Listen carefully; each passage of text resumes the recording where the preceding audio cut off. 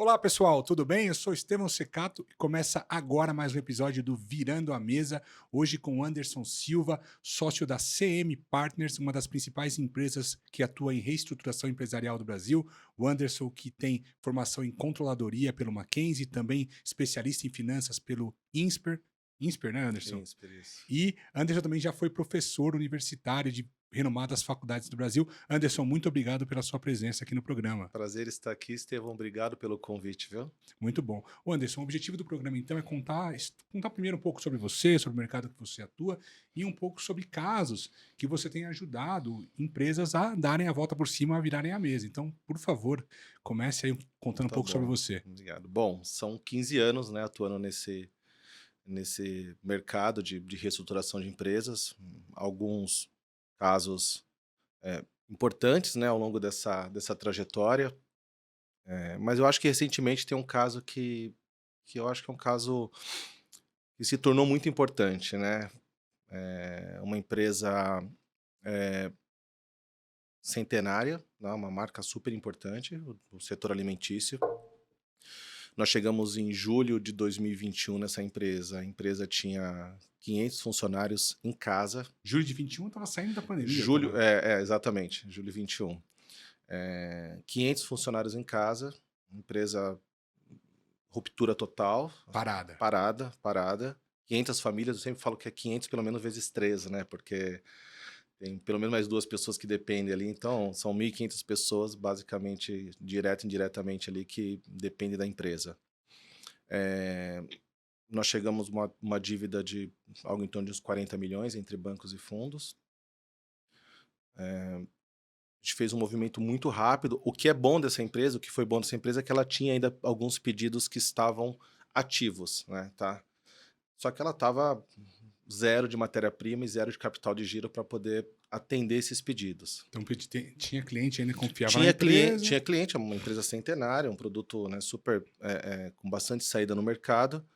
Então, isso, de certa forma, ajudou bastante, porque rápido giro, então, ou seja, commodities básicas ali, não é nenhum produto, um bem de capital que requer, né, uma cadeia de fornecedores muito extensa, né, poucos fornecedores, mas fornecedores importantes e que, de certa forma, naquele momento tinham ali também dívida com a empresa, então a gente teve que fazer um trabalho de conversar com esses fornecedores e entender se aqueles pedidos, né, que estavam naquele momento pendentes, eles ainda estavam ativos, né? Porque, né, se Porque às vezes você o cliente pode ter comprado de outro fornecedor. comprou de outro fornecedor ou o pedido já estava um pouco antigo ali e não tinha mais como atender, mas a gente conseguiu ali, de certa forma, os pedidos estavam ativos, né? Eram os dois principais bancos ali que tinha dívida. Esses bancos apoiaram naquele primeiro momento para dar esse novo restart no capital de giro da empresa. E nós chegamos em 2021, quando fechamos 2021, essa empresa estava com 5%, ela faturava 145 milhões com EBITDA negativo de 5%. Tá? Mais ou menos em valores reais, em 5 milhões mais ou menos negativo de EBITDA em 2021. E em 22 a gente iniciou um plano, nós entramos mais ou menos em julho, né? Então a gente, esse resto de ano a gente meio que caminhou, né, com que estava, e a gente foi trabalhando no planejamento para 2022, tá? E aí eu acho que foi a grande virada da empresa mesmo, porque a gente analisou o portfólio de produto da empresa. 85% mais ou menos do portfólio dos produtos da receita era composta por um produto. Um Um produto. produto que desdobra em 3, 4 SKUs ali, mas 85% da receita, ou seja, muito relevante. E a gente, naquele momento, a gente recomendou, né, uma análise, obviamente, com a administração, com o CEO da empresa, a gente recomendou que descontinuassem algumas linhas de produto e a gente concentrasse num work plan, a gente definiu como work plan durante 2 anos ali, num plano mais focado em atender esse produto especificamente, que representava 85%, e durante 2 anos pagar a dívida, reduzir endividamento e colocar a empresa no eixo, e depois de 2 anos a gente retomar novos lançamentos, novos produtos, ou até mesmo aqueles que a gente descontinuou em algum momento. A administração abraçou, né, a ideia, e aí eu acho que que é interessante a forma com que nós fizemos, né.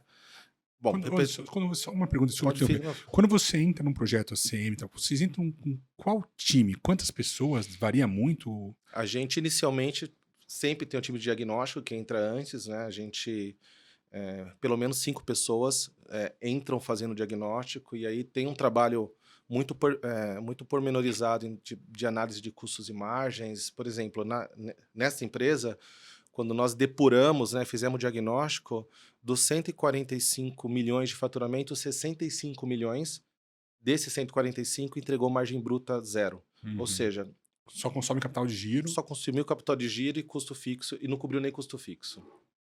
Então esse trabalho é um trabalho extremamente importante, que ele nos dá ali a bússola ali para onde que a gente vai seguir, quais os planos nós vamos de fato implementar. Você vai implementar aumento de preço, redução de custo, posicionamento de preço, descontinuar clientes, entendeu? E nesse caso, pelo menos uns 10 milhões ali de receita a gente continuou, porque não tinha ajuste para fazer no preço, Uhum. elasticidade que faria com que esses clientes se reposicionassem dentro de uma margem, né, que a gente entendia como uma margem mínima ali para, enfim, para cobrir custo fixo e cobrir dívida.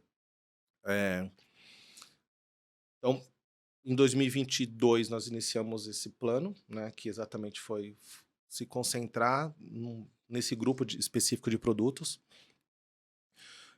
Fizemos uma conta de baixo para cima, né, ou seja, o que é o custo fixo? O custo fixo que não tem o que fazer, né. Descola ali mão de obra direta, deixa só custo fixo, e mão de obra direta, ele ela não é tão fixa, né, ela varia, ela tem uma elasticidade ali também conforme a receita, né, o faturamento. E aí a gente cravou que era custo fixo, cravou que era uma parcela mínima de dívida, e fizemos ali a análise de ponto de equilíbrio. Bom, para esse tamanho de custo fixo e de dívida, o que que a gente precisa entregar de receita? Ah, precisamos entregar X milhões de receita. Bom, para esse X milhões de receita, esse grupo de produtos que a gente definiu, ele traz esse faturamento? Não, traz esse faturamento. Ótimo.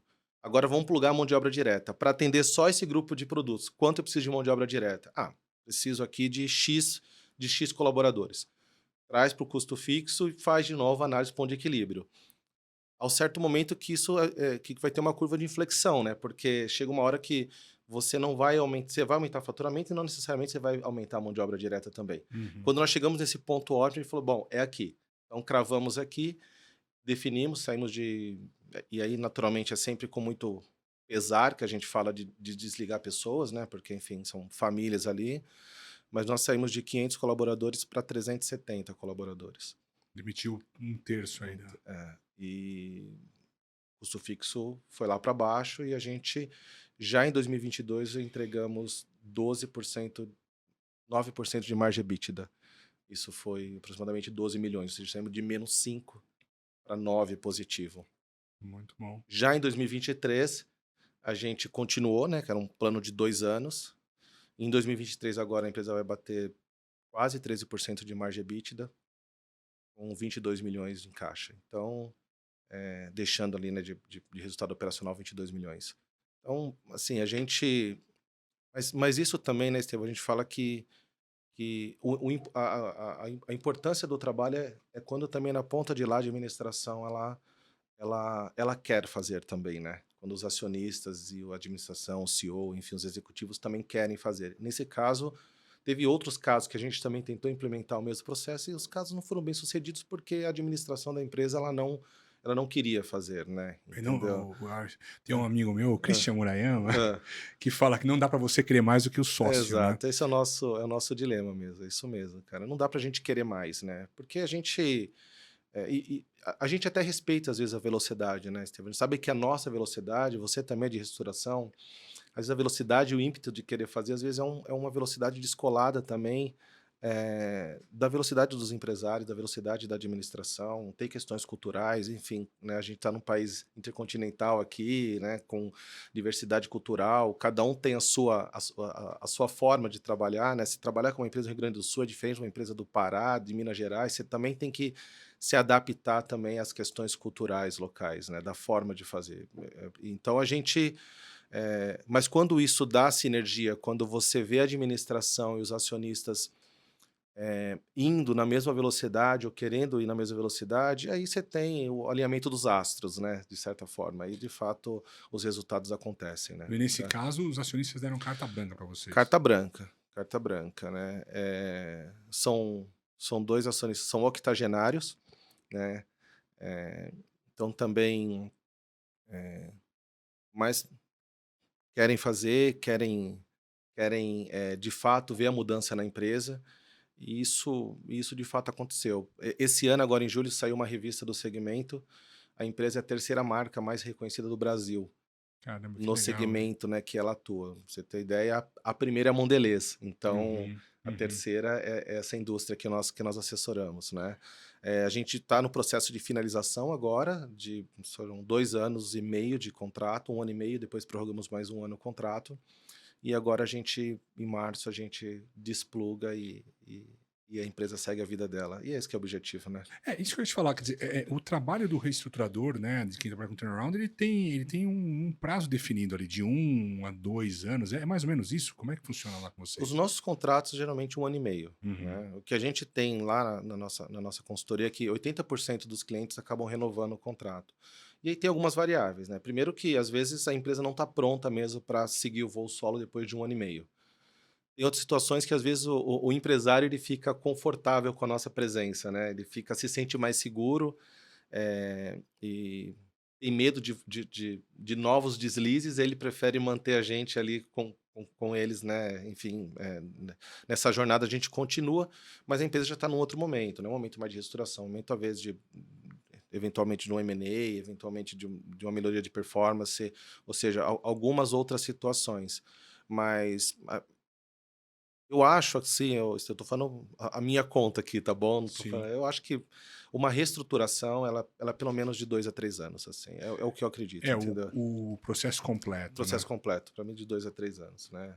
É, E principalmente quando você entra numa empresa que não tá operando, né? Porque a empresa está parada. é, Você tem que trazer o fomento, tem que voltar a produzir, aí depois da produção tem que gerar nota, descontar, aí você começa a pôr, né, vida na empresa. E aí depois vem a reestruturação operacional, por que levou à crise, depois vem a reestruturação estratégica, a exato. consolidação, Aí vem né? governança, aí vem conselho, aí você vai, de fato, aí você tem o afastamento, eventualmente, dos acionistas para a entrada de executivos, para você profissionalizar a empresa mesmo. Então, você tem várias fases, né, enfim, dentro de uma jornada, dentro de um cliente, né? Mas, de fato, os primeiros 3, 6 meses ali são cruciais, né? A gente fala que se em 3 meses você não conseguiu chegar no break-even ali, né, ou seja, zerar pelo menos a questão operacional, não estou nem olhando dívida por enquanto, mas se você não conseguiu colocar a empresa no trilho em 3 meses, a probabilidade de você não conseguir para os próximos meses é muito Eu acredito grande, assim, bastante nisso também, viu? é muito grande, entendeu?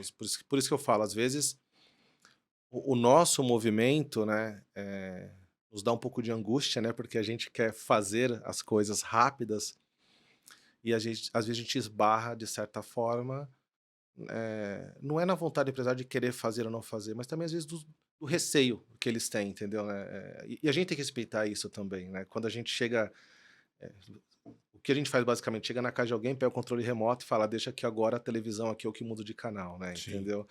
E a gente ainda, dentro da consultoria, né, uma das nossas filosofias é a gente respeitar a história do empresário, né? Ou seja, ninguém constrói o que constrói e não tem valor, né? Exato. Entendeu? A gente tem que respeitar, né? A gente não acredita muito em uma reestruturação disruptiva, sabe, de uma linguagem mais agressiva. A gente gosta de compor, de estar lado a lado, de fazer um trabalho respeitando a história do empresário, pegando aquilo que ele fez de melhor, entendeu? Levando, né, de uma forma muito técnica. Eu acho que esse é um ponto importante. A gente, né, estou falando dentro da consultoria, mas falando por mim também, né? Eu tenho eu sempre coloco a questão técnica acima de qualquer achismo, né? Acho que quando você fundamenta em análise, dados e isso, sabe, fica tudo muito claro para o empresário ali o caminho que ele tem que escolher, entendeu? É o que nem Tá? uma vez eu estava fazendo uma reunião de caixa, no comitê de caixa, Hum, e tinha lá as prioridades de pagamento, né? Então eu pedi para cada diretor ali elencar, elenca o que, que você acha, quais são os pagamentos dessa semana e qual é a prioridade desse pagamento. Aí, pô, tinha X de caixa e tinha 10x para pagar. Hum. né? A gente foi pagando, pagando, pagando. Quando acabou, o cara falou, pô, você não vai pagar o que eu pedi? Eu falei, cara, não sou eu, é a planilha que tá falando. Eu não falo nada, quem fala é a planilha. Então, assim, muitas vezes é isso, é questão Hum. técnica. Não é uma tomada de decisão do que eu acho que tem que pagar. É tecnicamente, o que para a fábrica, o que não para a fábrica, né? Qual é o ranking de Sim. prioridade ali? E às vezes as pessoas acham que é pessoal, ou às vezes acham que não tá fazendo porque não gosta da minha área, Não. ou porque não gosta de mim. Mas não é isso. O que a gente vem também, de certa forma, algo que é importante também, e a gente vem se deparando muito com isso, é a questão da estrutura de capital, né? Ou seja, tem algumas situações que você pode gerar o EBITDA que for, mas ele não é suficiente para cobrir a sua dívida, né? Então, se você alonga, piora, porque tem mais juros, se você reduz, não cabe no caixa, ou seja, não tem matemática ali e não tem novo aporte, não tem novo sócio, né? Como que a gente faz, né? O que a gente faz no momento desse, né? A empresa, ela tem EBITDA, a empresa está operacionalmente ativa, ou seja, a gente conseguiu alcançar tudo, só que a dívida não cabe naquela conta. Em alguns casos que a gente vem, o, o que a gente vem experimentando também é o seguinte, eu falo que numa normalidade essa empresa seria uma recuperação judicial, né? O nosso posicionamento é, na maioria dos casos, de fazer sempre uma análise e tentar uma reestruturação orgânica, né? E o que a gente Sem recuperação sem judicial. recuperação judicial, né? E o que a gente conversa e vem conversando, e tem caso recente de êxito nisso, é de conversar com o credor e falar, ó, essa empresa ela tem 40% aqui, é um problema de estrutura de capital, 40% dessa dívida deveria ter um haircut aqui, tá bom? Tá bom, entendi. Aí, tá, mas vocês vão pedir deságio da dívida? Não, pega 40% dessa dívida, me coloca num bullet daqui 60 meses, entendeu? E as parcelas que tem aqui, que ficariam agora, né? Os 70% da dívida, ou 60% da dívida, ou 80% da dívida que vai ser diluída dentro desse prazo de pagamento, ele fica condizente ali com a geração de caixa da empresa. Isso é uma coisa que a gente vem experimentando e vem dando certo também, entendeu? Porque você fala, né, qual que é a mensagem para o credor? Cara, você vai receber seu dinheiro, né? Só que você tem dois caminhos. Ou você tem um Ou por caminho bem ou por mal, né? você tem um caminho de um ambiente, de um movimento mais estressado, e aí, honestamente, não vai ser comigo, né? Vai ser uma outra consultoria, enfim, que atue mais essa forma de ir para um plano de recuperação, etc. Ou a gente vai junto, a empresa está operacionalmente ativa, tem venda, tem produto, cara, o mercado tá ativo. Você não acha que vale a pena a gente se receber 70% da dívida em 60 meses e lá na frente 30% a gente pensar o que faz? É, sempre tem a questão psicológica da ponta do credor, né, Estevão? E a gente entende isso, né? Apostar nisso em 60 meses e com 30% lá sempre é dolorido, né? Mas eu acho que é menos dolorido do que uma recuperação Mas é menos judicial, dolorido do que uma até porque o recuperação. haircut vai ser maior, né? A gente sabe que vai ser maior, Então né? pensa na recuperação judicial, cara. Pensa assim, a empresa gera X de caixa, 100x, R$ 100. Se eu entro numa recuperação judicial, um pedaço disso vai para o AJ, um pedaço vai para o advogado, um pedaço vai para o assessor. Esse pedaço poderia ter ido para o credor. Sim. Eu vou deixar de ter essas ineficiências no processo e vou pagar mais ao credor numa recuperação É orgânica, vai branca, ser né, orgânica. orgânica. Sim, Mas existe o fator psicológico, né, muito. de não aceitar, né, o comitê de crédito não aceita, o banco não aceita. Vocês têm rompido essa resistência? Temos rompido, tá?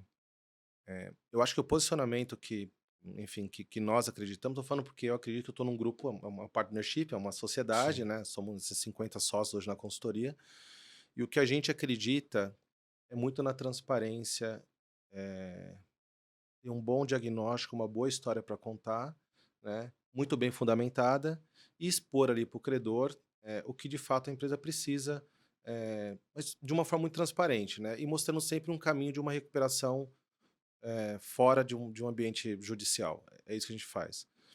E eu acho que a história, né, também nossa e dos sócios que tem na consultoria, por nós termos apostado, né, e não digo que apostado, mas ter trabalhado dentro dessa filosofia de sempre trabalhar uma recuperação não judicial, né, fora da esfera judicial, ela fez com que as portas se abrissem mais também, ou seja, para que a gente consiga ter uma interlocução, né? Uhum. eles ficam um pouco mais, eles não ficam tão avessos enfim, a abrir a porta e nos receber para ter uma conversa, tá? E a gente vem conseguindo casos. Eu tenho mais projetos no sul, né? Meus projetos se concentram mais no sul. Porque no sul, geralmente, e é uma coisa que eu noto também, Ah, é uma região mais industrializada ali, né? Que é uma indústria antiga lá do sul, né? sim, sim. É, eu tô desde 2015 com empresas no sul, né? E eu gosto de trabalhar com empresário lá do sul. É, eu acho que ele, assim, pelo menos as minhas experiências, né? Já teve outros casos, outros colegas falaram que não gostaram, mas minha experiência é que ele quer resolver mesmo. Ele tem a vergonha de sair na rua ali, sabe? De ir na farmácia, entendeu? Né? Então, eu acho que o primeiro ponto é o seguinte: você tem que ter vergonha de alguma coisa para você poder Sim. querer mudar, né? É, o seu, Entendeu? seu fator de mudança não pode ser. Porque tem empresário realmente que você entra, a hora que você. Tem empresa que você, infelizmente, você não consegue conhecer todos os empresários antes. Sim. Na hora que você entra numa empresa e percebe que aquele empresário não tem os mesmos valores que você, A o certo é gente, abandonar o a projeto. gente abandona. Sai. Já tive casos assim, tá?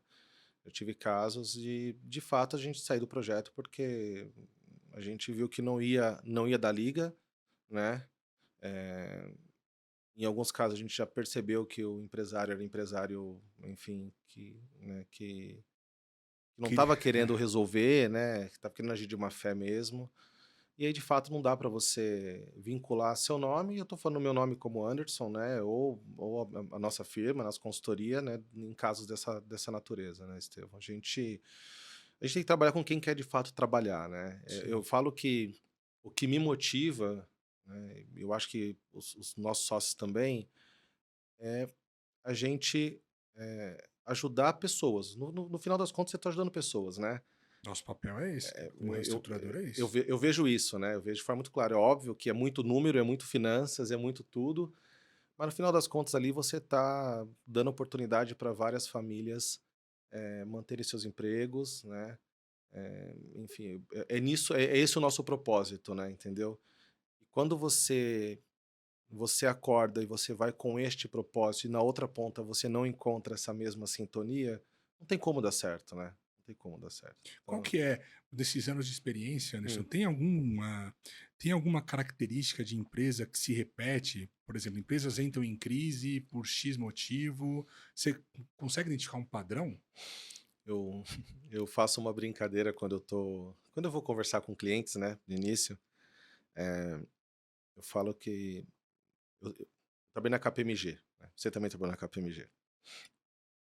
E quando a gente compara as práticas, né, de serviços de consultoria dos Estados Unidos com as práticas de serviço do Brasil, lá eles faturam, sei lá, 3, 4 vezes mais do que fatura no Brasil, porque a gente entende que, né, que o americano ele é mais ele é mais aberto para consultoria, né? Ou seja, se ele começa alguma coisa, ele quer iniciar aquilo com algum especialista, entendeu? É cara, e não é vergonha nenhuma você contar com a ajuda de alguém que é Nenhuma, especialista num tema. nenhuma. E aí eu falo que lá nos Estados Unidos, né, quando se inicia uma atividade, um empresário, ele busca um especialista, e no Brasil se busca um advogado, né? Nada contra advogado, mas a primeira contratação é um advogado, né? Entendeu? Sim. É, acho que é importante, por favor, né, os colegas, né, juristas aí da área jurídica, mas de fato, assim, não tem um especialista. E ele tem uma ideia brilhante, né? Mas é um empreendedor. E eu falo que o bom empreendedor também tem que ter a sacada de ter um bom administrador do lado dele, né? Quando o empreendedor consegue ter esse discernimento, a probabilidade de dar algum problema na trajetória dele é muito remota. O Sim. que acontece é que hoje, de fato, isso pelo menos nos clientes que nós temos, isso não é uma realidade, né? É uma administração, na maioria das vezes, familiar, né? E nenhum problema a ser também, desde que as pessoas se preparem, Desde que né? não seja cabide de Que não emprego, seja né? cabide de emprego, se preparem para isso. Mas, para mim, é exatamente isso, né? É a falta do, do empresário pensar muito no produto, muito naquilo que ele criou, entendeu? E as outras coisas ficam em segundo plano, É né? o, é o, é o, famo- é o dono que tem apego ali, né? Criei essa empresa, eu criei essa marca, não vou me desfazer. Tem uma frase Hã. que eu aprendi no curso de PNL, um dizer ali, que é: nem todo mundo é importante em algum momento e nem todos são importantes em todos os momentos. Alguma coisa do gênero. Mas é entender que naquele momento específico da criação da empresa, aquele empresário foi importante. Sem o empresário, o Sim, Brasil não viveria. Não viveria. exato. Só que chega um Não momento, teriam negócios, não tem né? negócio, só que chega um momento que ele tem que admitir para ele mesmo, né? E o autoconhecimento e o reconhecimento interno, nem para ninguém, é ele na cama dormindo ali. É ele cair na real e entender que, pô, ele precisa de alguém que tenha especialização ou que saiba administrar um negócio e não uma ideia, né? E é bem o que você falou. A falta disso leva a empresa a ter que virar a mesa, a ter que dar, fazer mudanças ali. Muitas vezes é o late turnaround que a gente fala, muitas vezes já num cenário crítico, né? E é o que a gente presencia, de certa forma, né, Estevão? É isso, né? Nos nossos casos, a gente, às vezes, tá muito tarde, sabe? Às vezes a gente fala, cara, 6 meses antes já teria resolvido muita coisa, né? Teve clientes que a gente chegou a ficar 6 meses tentando, negociando para tentar fazer um trabalho. Quando ele contratou a gente, falou, cara, se tivesse contratado a gente 6 meses atrás, muita coisa teria se resolvido, É, numa entendeu? aula minha tem um slide que eu mostro assim, a gente acabou o business plan, aí tá todo mundo aposentado já. Pô, mas acabou o business plan, não adianta nada. Eu acho que tem que ter um senso de urgência Tem. ali. A protelação cara, é pior. A indecisão é pior, é a pior decisão, é não fazer nada. Porque, De tem fato. até livro na arte de protelar. Cara, eu acho uma baboseira tremenda, assim, nem li. Fala Né? que Pode ser que não seja, né? Mas nem li, porque no meu caso não faz sentido nenhum. Protelar é dar um passo a mais ao abismo, né? Sem dúvida. Fala que a melhor decisão é aquela que você tomou, né? Sim, pro bem e pro Pro mal. bem ou pro mal. Mas Você toma uma decisão como? você não tomar nenhuma decisão é É complicado, porque né? assim, você faz um diagnóstico, por exemplo, no seu caso, faz um diagnóstico, você se cerca de todas as decisões ali que você tem, todas as informações. Vai acontecer alguma coisa, algum evento que vai mudar aquilo drasticamente? Por exemplo, tem uma eleição vindo aí, vai mudar o modo do Brasil operar? Ou, poxa, tem uma mudança tecnológica que vai acontecer nos próximos meses? Não, nada vai acontecer. Então a decisão tem que ser tomada naquele momento. É, Não tem por que enrolar um dia a mais. sim. Né? Mas os caras ficam enrolando, demorando. Ah, mas eu vou ver se acontecer isso, se meu. Pô, vai entrar um investidor. Quantas vezes eu vi isso? Nossa, Tá para entrar um investidor. isso é o que a Tá gente para mais entrar um escuta. investidor. E nunca entra o É. investidor. A empresa perde mais dinheiro, aí é forçada a pedir uma recuperação judicial, por exemplo. Nesses casos, pô, aí você vai ter que. Você vai fazer o quê? Você nem entra, né? A gente. Esse dia eu estava falando com um cliente, né? A gente tentando fazer um trabalho com eles e discutindo acerca dos honorários, né? É muito difícil discutir honorário, né? Eu falo que Nossa. é muito difícil, né? E eu falei para ele, aí eu fiz a conta, eu falei, ó, só que você vai economizar com isso, isso e isso, já pagou meu honorário, entendeu? E a conta era uma conta clara ali, era uma conta super, né? Não estava inventando números, estava claro de fazer a conta. E ainda assim demorei 4 meses para fechar o projeto com ele. Teve um cliente também que eu fiz isso. Falei, ô, não lembro que era, seu José, vou chamar, É. seu José, tá 200 mil mais pobre, hein? Porque passou uma semana já que você não me contratou. E o cara perdia 200 mil por semana. Então, assim, ele, não, temos que correr, né? Aí fechou. Mas, e o Anderson, me fala uma coisa, e assim,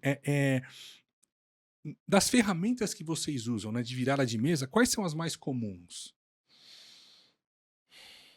Sim, a gente olha muito operações, né, Estevão, tá? A gente não- se você ficar, né, fazendo estruturação, olhando caixa, assim, a probabilidade de você não reestruturar ela é muito grande, né, do meu ponto de vista e no que a gente acredita em termos de metodologia.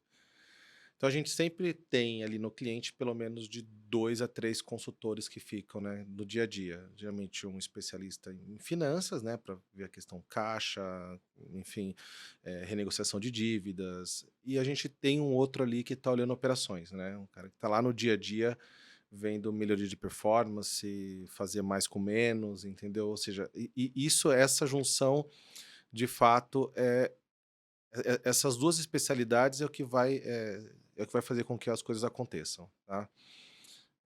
Então, assim, quando a gente fala de ferramentas, o diagnóstico traz algumas, é o que a gente falou, né? Quando você entra numa análise ali pormenorizada de custos e margens, né? Como é que funciona esse custo? É porque o público aqui geral, né? Tem Sim. gente que não conhece. Como é que funciona custos e margens? Porque essa é uma ferramenta bem legal que vocês têm. Você imagina o seguinte, né? Imagina que quando você pega uma DRE lá, né, ou seja, todo mundo conhece uma demonstração de resultado, você tem lá a venda de uma empresa, X milhões. Aquela composição de receita, ela é formada por clientes bons e clientes ruins, né?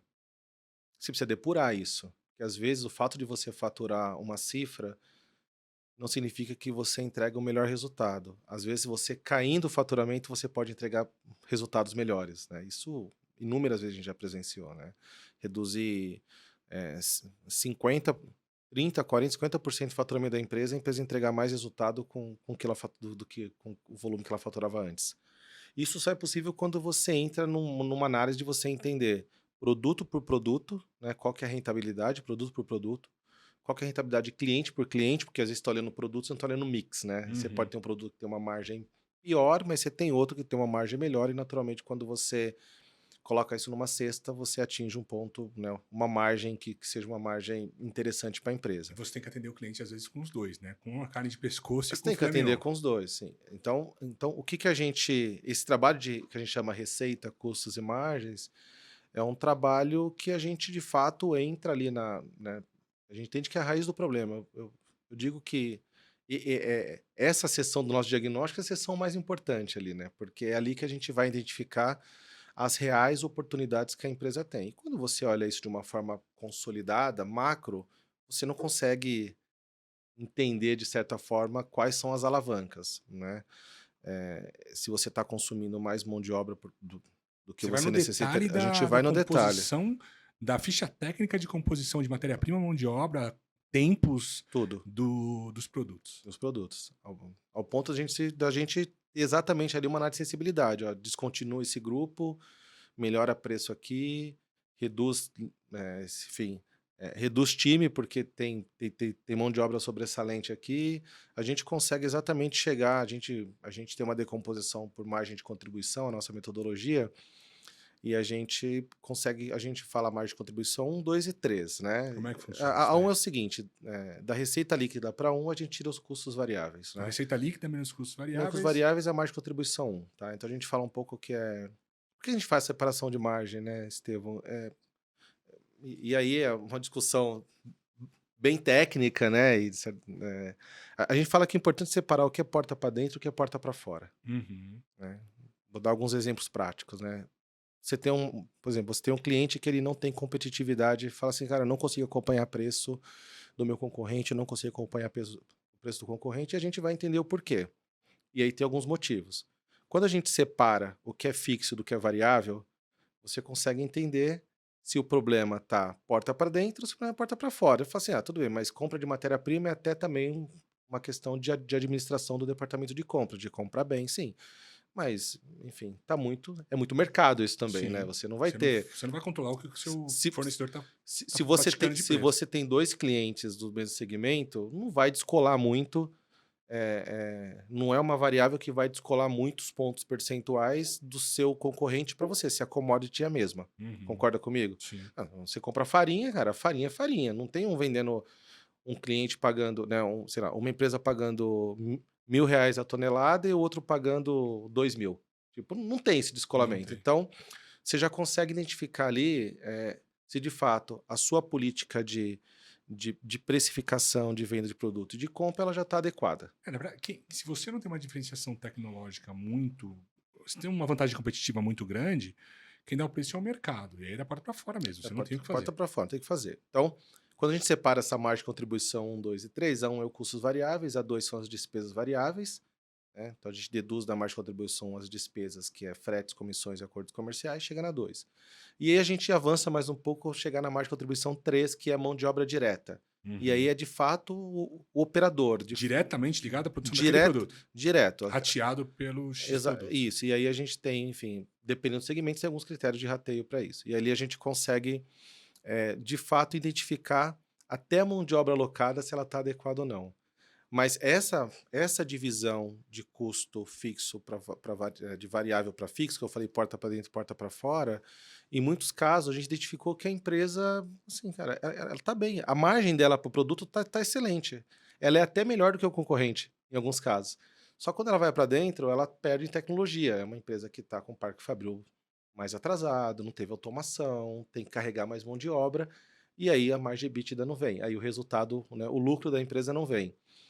Então, esse tipo de análise, né, ele é matador, eu digo, porque você consegue mostrar para o empresário às vezes, ó, gente, se você não reduzir aqui, você pode melhorar preço, você pode mudar mix, você pode fazer o que for, entendeu? O seu problema não está no seu preço de venda, o seu problema está no seu custo para fazer essa máquina, seu custo fixo, desculpa, para fazer essa máquina rodar, entendeu? Então, essa metodologia, de fato, uma coisa que a gente é um- é uma frente que a gente faz ali, Estevão, que a gente vem fazendo há 15 anos já, né?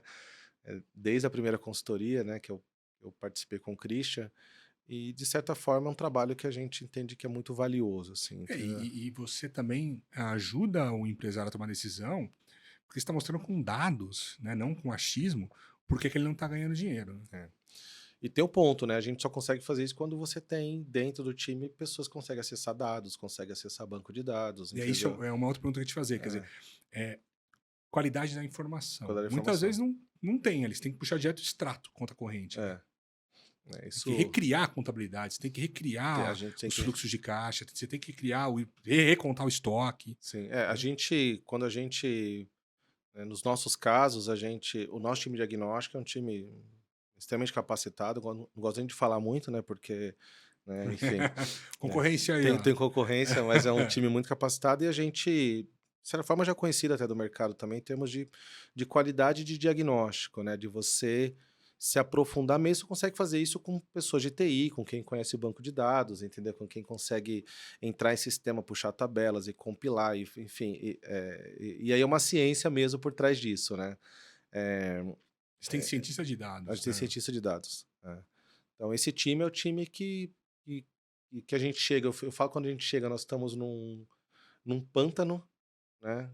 Cheio de jacaré e de noite, né? É como a gente chega, né? Ou seja, eu falo, gente, não tem problema o jacaré, mas vamos clarear um pouco, né, aqui as informações, né? O Um amigo meu cenário. falava, não importa o que venha pela frente, mas que venha pela frente, né? Exato, boa.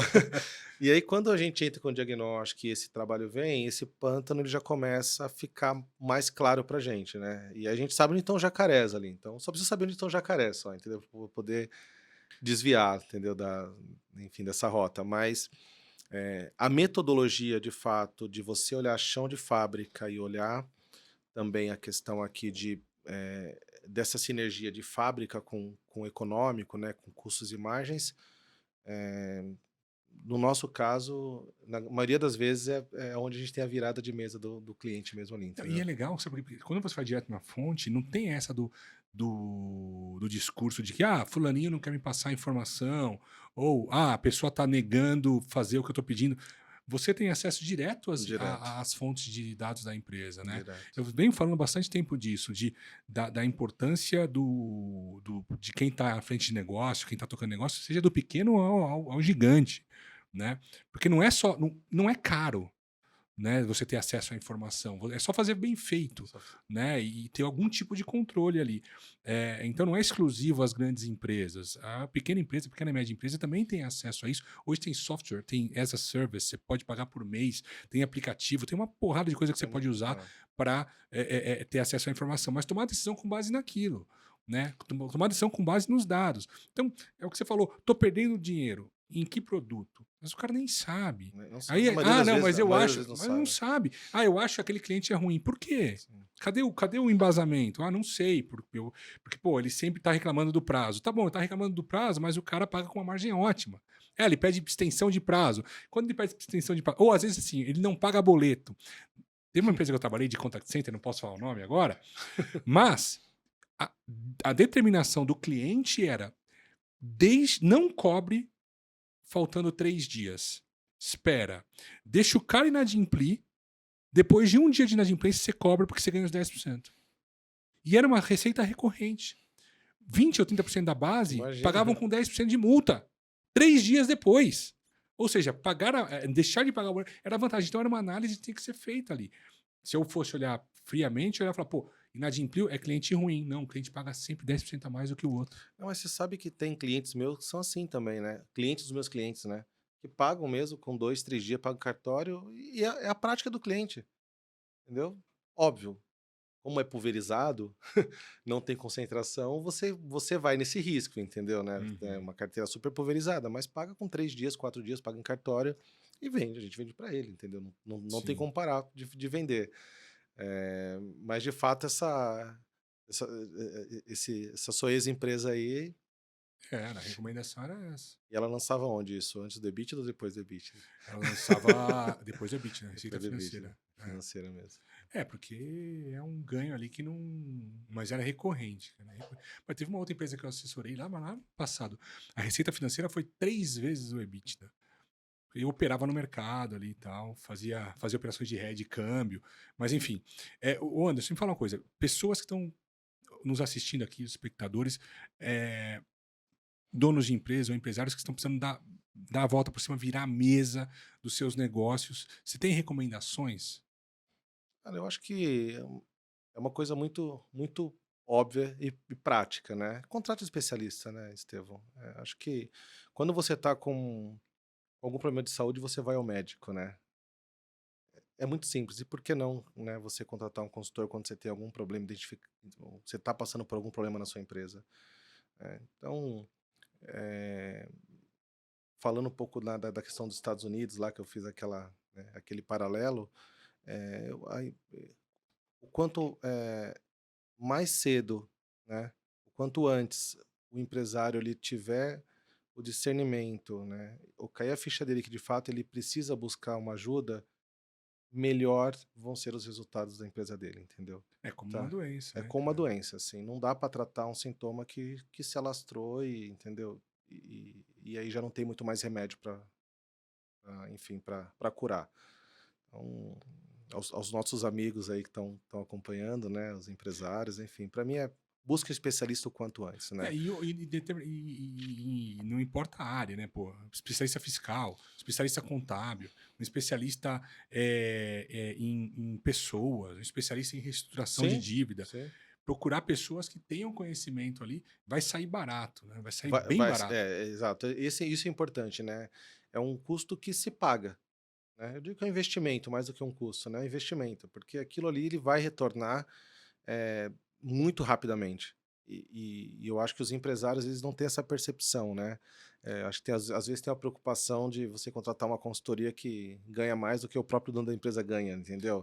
Mas o cara pensa, ele pensa, não, É, ele coloca na conta isso. Pô, mas se coloca. ele tá ganhando mais do que eu. Uma vez eu falei pro empresário, eu falei, escuta, você fez, sua esposa acho que fez uma cirurgia plástica, né? Quanto foi? Foi 100 mil reais. Pô, mas então quer dizer que o cirurgião plástico ganha mais do que você, porque ele faz 10 por mês, ganha 1 milhão de reais por mês. Você não tá ganhando isso. Você questionou o cirurgião plástico, porque ele tá ganhando mais do que você? Sim. Não, é porque você está questionando uma consultoria especializada em resolver um problema de tirar sua empresa da crise. Aí ele ficou meio que sem resposta, né? É Mas mais ou menos também, isso. mas Estevão, você também, né, cara? Ué, tem que ser. Você tem que É, dar na. Ele tem que é, entender isso. Às vezes ele vai tirar menos. A empresa dele, ele tomou o risco. E outra, ele tem o equity value. Depois, quando a empresa for reestruturada, quem vai se beneficiar em vender a empresa por um múltiplo bem mais sim, alto é ele. é ele. A gente É. tem uma remuneração fixa, né? Teve um outro caso também, trazendo causos aqui, né? Hum. Mas teve um outro caso também que uma empresa chegou para mim e falou: olha, eu vou ficar sem te pagar esse mês. Falei, não tem problema. Aí no segundo mês, vou ficar sem te pagar. Falei, minha família vive disso. Você não vive de vender peças? Se um cliente chegar para você e falar assim, ó, me fornece as peças, eu não te pago. Me fornece as peças, eu não te pago. Você consegue manter a sua empresa? É, Não. Eu é, também não consigo manter a minha. é, Então, a gente eu como, falo a mesma coisa então, também. a gente como Sim. empresário, porque nós somos empresários Sim. do setor de reestruturação, a gente também tem que virar mesas o tempo todo. Então, a gente tem inadimplência, a gente tem perda de talento, a gente tem concorrência, tem tudo isso, tudo É, que o assim, empresário tem. você chega em casos que o cliente está pagando um custo financeiro absurdo, né? Porque a percepção de risco do mercado é a percepção, né, que a empresa vai ter uma ruptura e aí, né, coloca os custos, Taxas lá em taxas cima. lá em cima. Às vezes faz a conta, sei lá, o honorário Na o redução da custo, taxa, você já paga custo. exatamente, já paga. E outra coisa, às vezes não dá 1% do faturamento da receita, do faturamento da empresa. E eu falo, cara, você não pagava 4? Você paga 3 agora, 2 E 1% que você está deixando de pagar é o meu honorário, É. entendeu? Mas tá caro, Mas né? tá caro. Sim. Mas Sempre vai ser caro, né, sempre vai ser Estevam? caro. E eu acho que assim, muita gente em vários setores de serviço passam por isso, advogado, contador. Você sabe que o Pedro, eu tava vendo esse dia na internet lá, o Pedro Cardoso, acho que chama Pedro Cardoso, né, que era Da Rede da Globo. Rede Globo lá, né? Ele, Ele fa- tava falando, não é? Da... ele falou assim, ele tá falando, né, que o cara paga 1 milhão, né, pra comprar uma casa e não paga 15 mil pro pintor, né, cara, É, entendeu? Tipo, a gente paga coisas e não paga serviços, né, entendeu? É uma realidade isso, é. né, entendeu? Ele tava reclamando, Pedro Cardoso estava reclamando também do quanto a Rede Globo ganhou com os programas dele e quanto repassou pra ele, né? Que foi, Sim, parece que foi um valor bem baixo sim. comparado. Tá morando em Portugal lá, né? Ele tá morando em Portugal, é? Tá. Mas Aparece no TikTok aí de vez em quando. Mas tem bastante casos, Estevão. Acho que, enfim, a gente falou de um aqui que eu acho que é super emblemático, esse recente, né? eh, da marca se manter no mercado e uma felicidade chegar como terceira aqui no Brasil, né? Terceira marca mais Legal. importante do Brasil.